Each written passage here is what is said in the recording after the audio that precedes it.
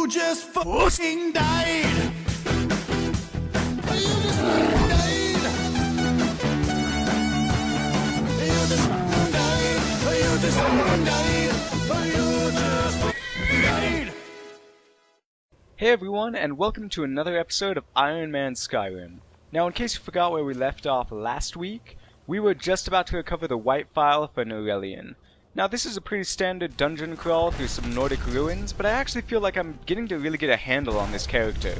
I'm taking out a lot of the enemies without too much issue, even in open combat. I'm casting some unnecessary spells like Soul Trap just because I can. And even then, I feel like I'm getting a lot of really good stealth kills. So I feel like, I'm starting to make some really good progress in this game. Now, eventually we make it here to, who is this? It's not Norelian. Whoever the boss of this dungeon is, we make it to him and we take him out without too much issue. A summoned Daedra, definitely helps do the trick. So here we'll get the first word of kill marked for death, which is actually a really useful shout. Makes all the enemies weaker, and in the treasure room there's just a whole bunch of alchemic ingredients, and of course the white file. So after I grab that, I just head out and I'm heading back over east to Windhelm. Along the way, I meet a completely awesome orc warrior here who wants to die a good death, so I grant it to him. Sorry, buddy. And the thief tries to kill me again, and it turns out exactly as well as last time. I also run into one of the Khajiit caravans and just sell some stuff, because I am so overburdened with crap by this point.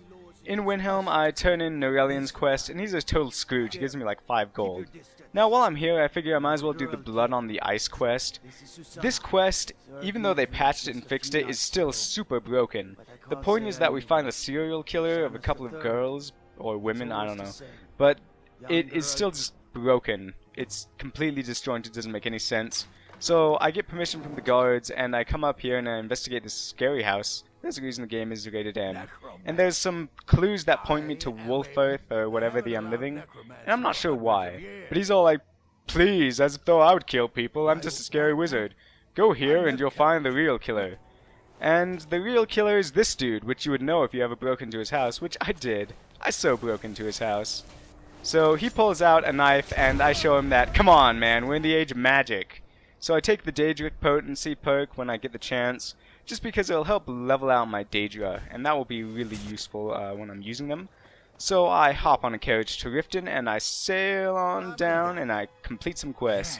For example, Brand Shay gets the journal from the wreck of Telvor or whatever, Ingun gets her alchemy ingredients, and the Ice Wraith's teeth are delivered. Now I also collect, or rather create some potions, and you'll notice how high my alchemy skill is. I wish I could get my destruction skill that high that quick. So I think I'm going to do a loop here where I complete all these little side quests that are just laying around, and then I'll head on up to get the Horn of Jurgen Windcaller. Because I'm thinking it's about time I get on with the main quest line, just because the more side quests I do, the more danger I'm in, obviously. So I head north and west, I think, out of Riften, up to Merryfair Farm, and then I run into this group of bandits at this fort. Looks like it's Faldor's Tooth. So I don't take this terribly seriously, definitely not as seriously as I ought to. I summon a pretty much useless Frost Atronach, but that all changes as soon as this guy hits me with one arrow and I lose like all of my health. At this point I realize that it is on. So luckily for me though, they end up coming out to meet me and it's not too much of an issue, and I'm just left fighting these archers on the walls. Unfortunately, archers are pretty much the ending of 75% of my Iron Man games, and crossbows are even more dangerous than bows. So I try to be as careful as I can. I want to make sure I don't die, but it doesn't matter. Double tap, man. Isn't that rule number 2? So, unfortunately, there's just no way around this one. That was a complete failure on my part. Iron Man Skyrim with Bjorn is over.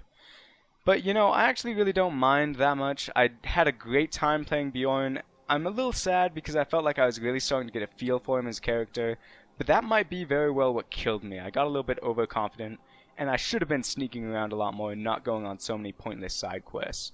So, I also feel like that's a great, sort of a great way to end the tale, just because if you heard of someone going up a group of bandits holed up in a fort, of course they're going to die. 2 versus, 8 bandits in a fort? That was just insane odds.